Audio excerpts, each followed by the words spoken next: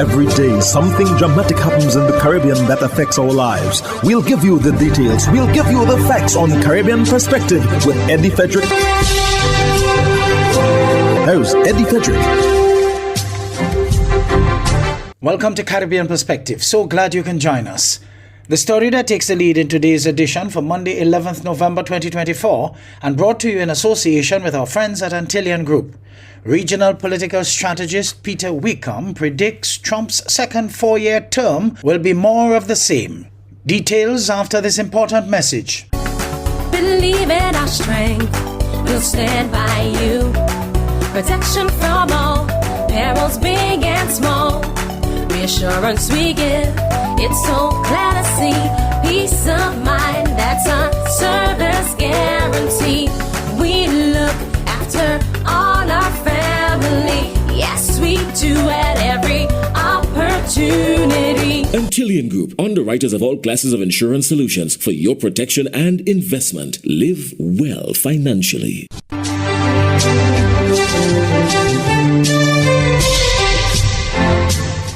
Welcome back. A Donald Trump presidency will be more of the same and will not contribute anything significant to the region. So says political analyst and strategist Peter Wickham in an exclusive interview with SKN Newsline a day after Donald Trump's re-election as the 47th President of the United States.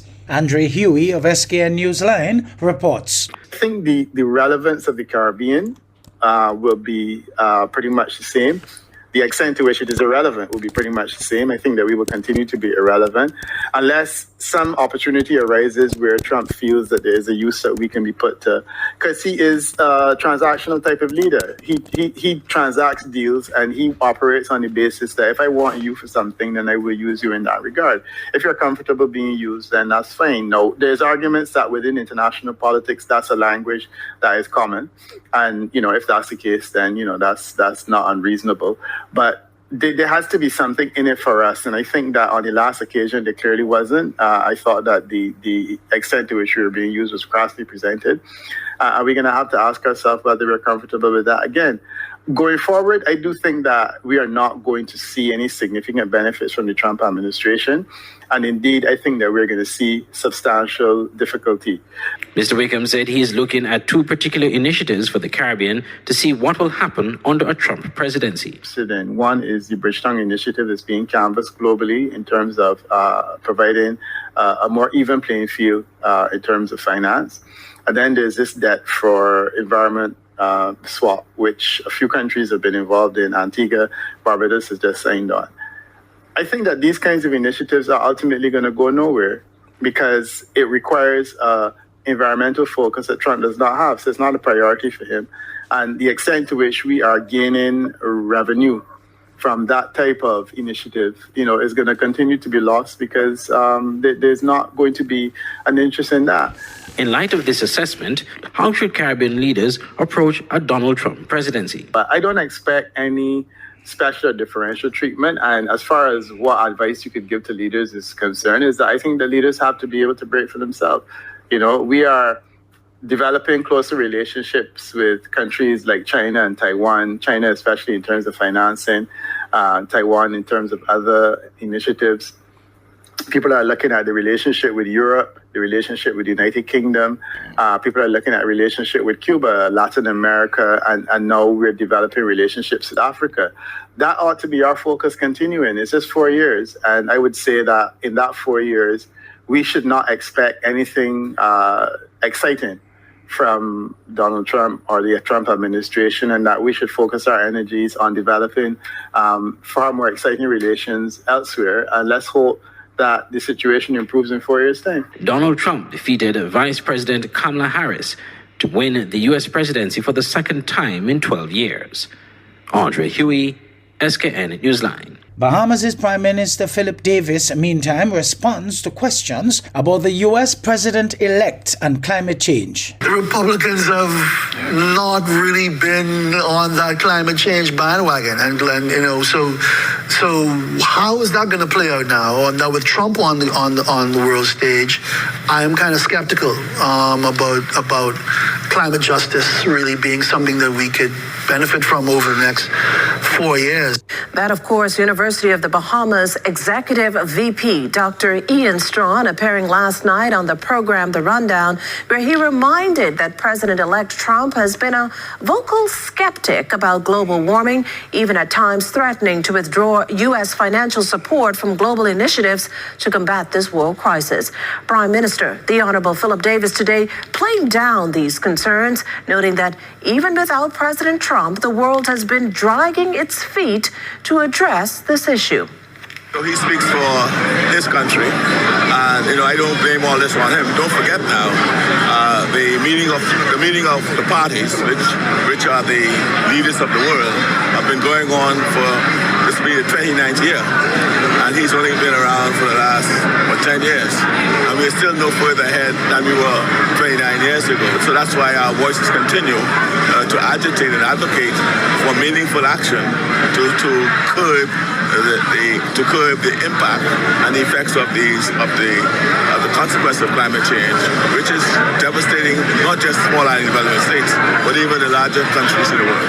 12 people were arrested, 3 firearms and quantities of narcotics, including $19.2 million TT dollars in cocaine, were seized during ongoing anti-crime operations across Trinidad and Tobago. TTT News has more in this crime news summary. According to police, an exercise in the North Central Division on Friday led to the discovery of 1 air rifle and 1 pistol loaded with a magazine containing 13 rounds of ammunition. 3 suspects who were on the premises at the time of the exercise were arrested in connection with the finds. Meanwhile, in the Northern Division, officers responded to separate reports of common assault and robbery in the Dabity district. This resulted in the seizure of an imitation firearm and the recovery of the items stolen from the victims in the robbery incident. 4 suspects, ages 18 to 25, all of Dabity, were arrested in connection with the matter. And in another incident, officers intercepted 2 vehicles along the Sir Solomon Hochoy Highway in the vicinity of Grand Bazaar, where they discovered a total of 12 packets of cocaine weighing 13.8 kilograms. The drug has an estimated street value of $19,236,096 TT dollars. 3 male suspects, ages 19 to 36, all of Faizabad, were arrested in connection with the find. And in the Central Division, 1 20-year-old suspect was arrested and 1 Smith & Wesson pistol loaded with a magazine containing 4 rounds of ammunition was seized from his possession. Barbadians are being encouraged to invest in the state-owned enterprises.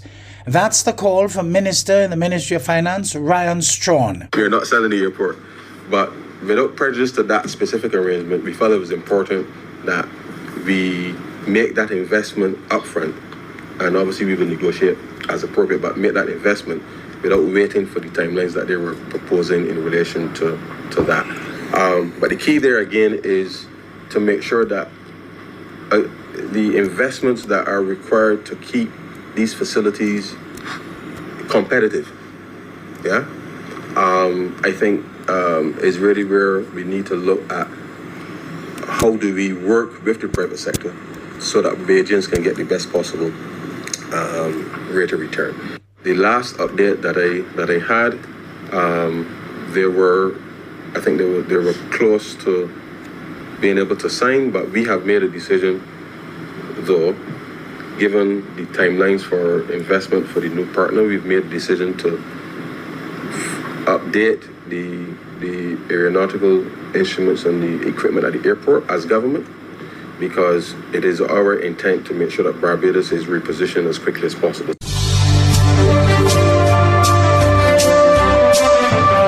You're listening to Caribbean Perspective with Eddie Frederick, in association with our friends at Antillean Group, underwriters of all classes of insurance solutions for your protection and investment. Live well financially. Is now upon us, so we as Caribbean people need to remember to think safety and be prepared. Avoid venturing outside during a storm or hurricane, especially if there are strong winds.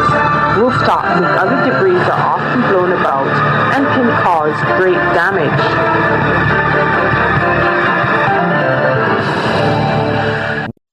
The Caribbean Disaster Emergency Management Agency, SEDIMA, has raised its concerns regarding the failure of communications when the region is impacted by severe weather systems.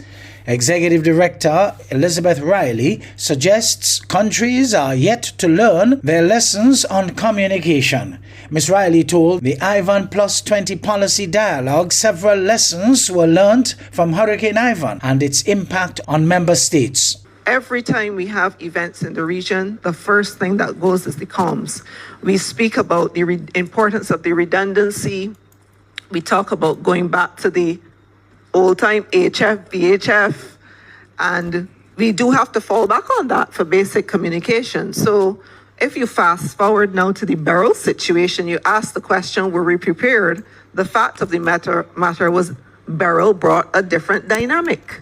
This is the first time we saw a system of that strength that early ever in the recorded history of the Atlantic Basin.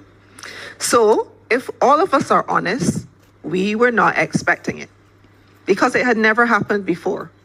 It was one of the first experiences we had where we had multiple territories being significantly impacted, and all of the response scenarios within SEDIMA at that point in time were based on a scenario of single territory impacts and responding to one territory.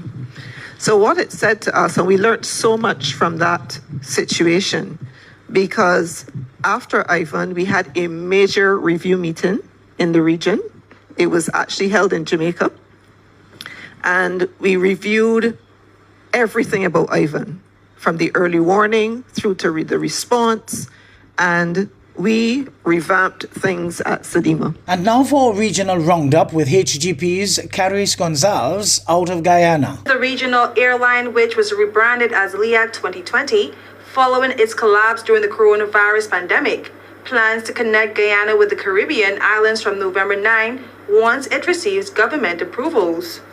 LIAC in a social media post said, quote, "We're thrilled to announce the inaugural flight of LIAC 20 to Guyana, now connecting the beautiful destinations of Antigua, Barbados, St. Vincent, and Grenada to Guyana," end quote.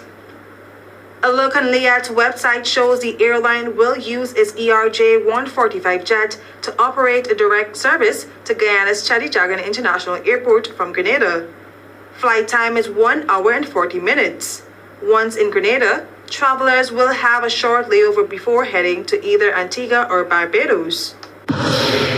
In Trinidad and Tobago, the Inter-American Commission on Human Rights, IACHR, has expressed concerns over the situation of gender-based violence against women on the island and calls for the country to adopt urgent measures to prevent and eradicate it. The IACHR said this is particularly so in cases that are perpetrated in the family and intimate partner context. It said these measures should incorporate a gender and intersectional approach, ensure the effective protection of survivors, and promote the transformation of socio-cultural patterns that normalize gender-based violence against women.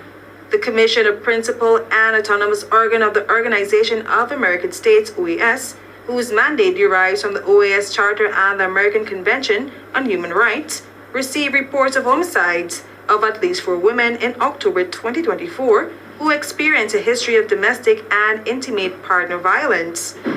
It said, according to publicly available information, in recent weeks, physical attacks on 6 women were reported, of which 4 died.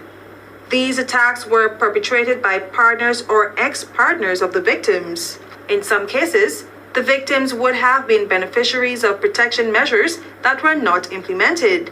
The Commission said it recognizes the efforts of Trinidad and Tobago to combat violence against women, such as the National Strategic Plan of Action on Gender-Based Violence and Sexual Violence, and the decision of the High Court that recognizes the state's obligation to protect victims of domestic violence from the actions of non-state actors.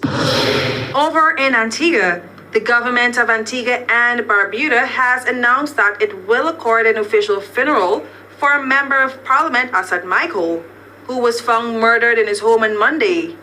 Michael, an independent MP, had just won his 5th consecutive term in the 2023 election. He was the first independent candidate to be successful in Antigua. Chief of Staff from the Office of the Prime Minister confirmed that the government has determined an official funeral is the appropriate honor for a Member of Parliament. The tragic death of MP Michael has sent shockwaves through the nation. As an independent representative, he played a unique role in Antigua's parliamentary system. I am Carice Gonzalez.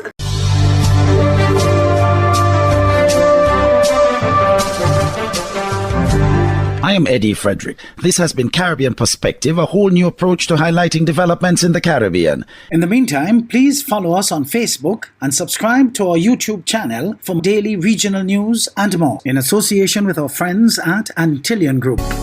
Believe in our strength, we'll stand by you. Protection from all perils, big and small.